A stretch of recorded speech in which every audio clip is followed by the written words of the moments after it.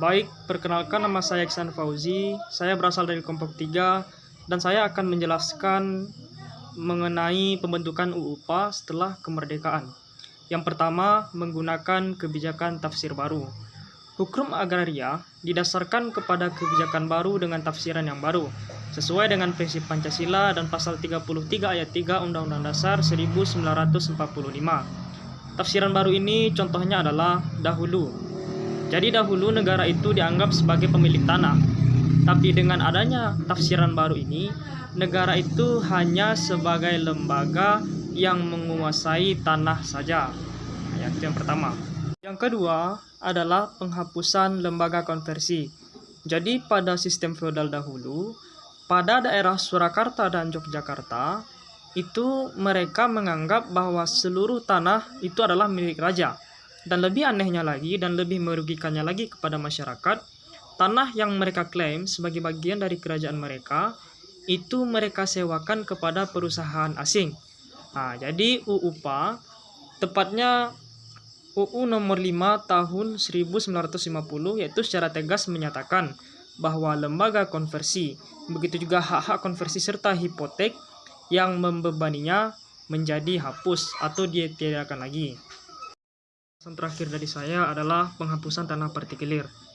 Jadi setelah Indonesia merdeka, pemerintah berupaya untuk menghapus tanah partikelir. Caranya ada. Caranya adalah tanah partikelir itu dibeli dari tuan tanah. Tapi kendalanya juga ada. Kendalanya adalah ketika para tuan tanah mematok harga yang sangat tinggi kepada para pemerintah, sehingga menyebabkan dananya tidak cukup. Nah, dengan adanya UUPA, tanah partikelir tersebut itu dihapus setelah pembayaran ganti rugi.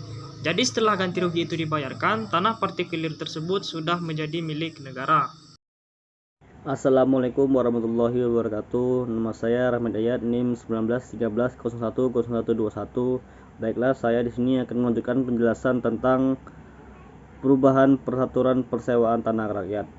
Peraturan persewaan tanah rakyat kepada perusahaan perkebunan besar dan orang-orang mukun Indonesia asli diatur dalam dua peraturan. Yang pertama, Grondur Ordonansi 1918 nomor 88 daerah pemerintahan langsung, dan Vorstenlands Grondoreglement 1918 nomor 20 daerah Sopraja.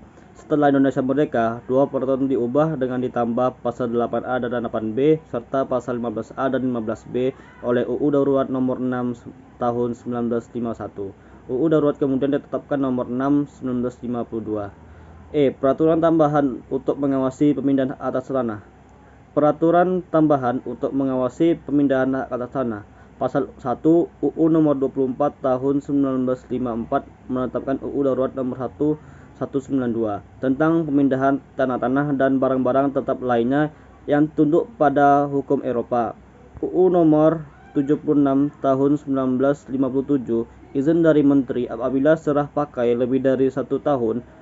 Kedua UU tersebut dilengkapi dengan UU nomor 28 tahun 1956 tentang pengawasan terhadap pemindahan hak-hak atas tanah perkebunan, erfak, egendom dan lain-lain hak kebendaan. Dikeluarkan juga UU nomor 35 tahun 1956 tentang pengawasan terhadap pemindahan atas tanah perkebunan konsesi. Kemudian diubah dengan PP nomor 21 tahun 1959. Peraturan tadi dimaksudkan untuk mengadakan pengawasan serta adanya jaminan bahwa penerima hanya mampu mengusahakan perusahaan perkebunan yang bersangkutan dengan baik dan bahwa kebun itu dijadikan objek spekulasi belaka.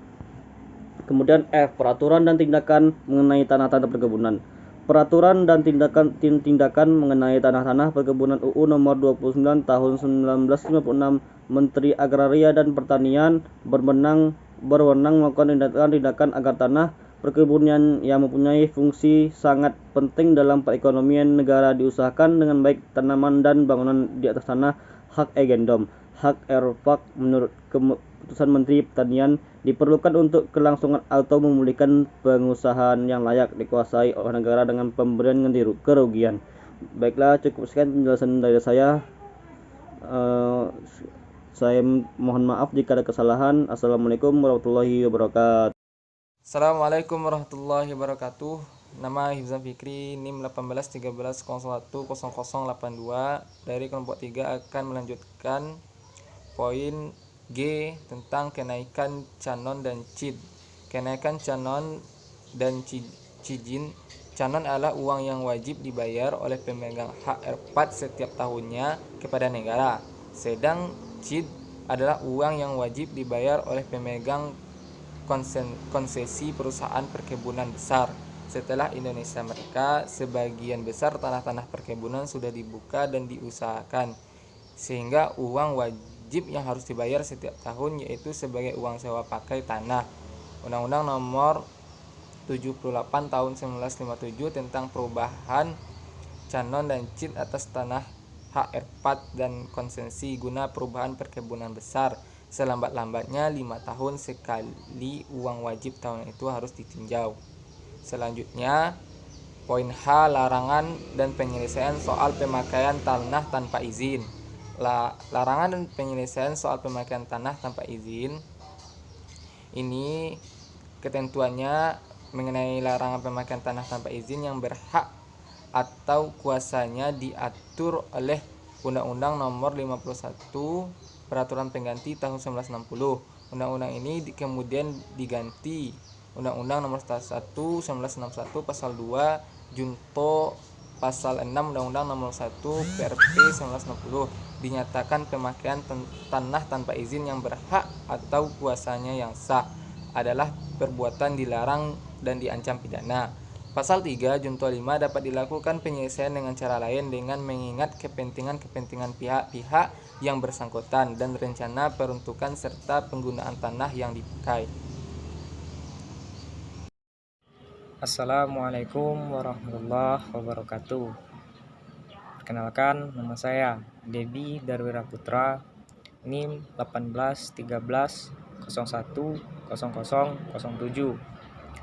Di sini saya akan melanjutkan pembahasan dari rekan-rekan saya sebelumnya, yaitu yang pertama mengenai peraturan perjanjian bagi hasil tanah pertanian.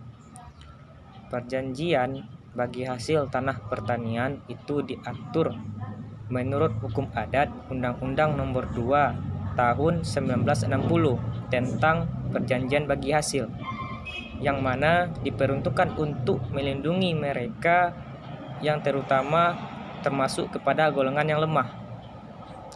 Yang kedua, yaitu mengenai peralihan tugas dan wewenang agraria.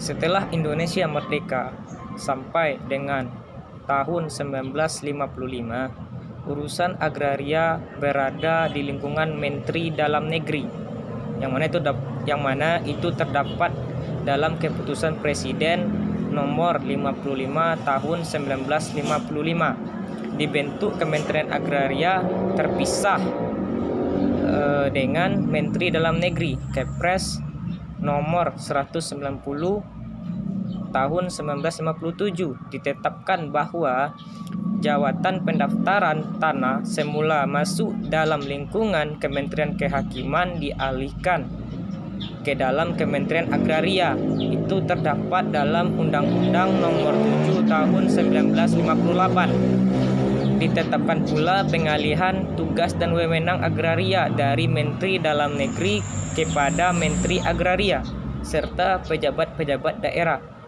Mungkin sekian yang dapat saya sampaikan. Assalamualaikum warahmatullahi wabarakatuh.